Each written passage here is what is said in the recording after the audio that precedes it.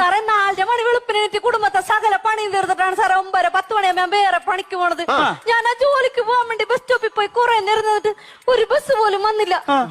എന്ത് ചെയ്യുമെന്നും പറഞ്ഞ് സങ്കടപ്പെട്ട് ഇങ്ങനെ നിക്കണ സമയത്ത് ഒരുത്തൻ ബൈക്കും കൊണ്ടുവന്ന് എന്റെ അടുത്ത് നിർത്തിയിട്ടൊരു ചോദ്യം, മഞ്ഞണ്ടാ കേറിക്കോ?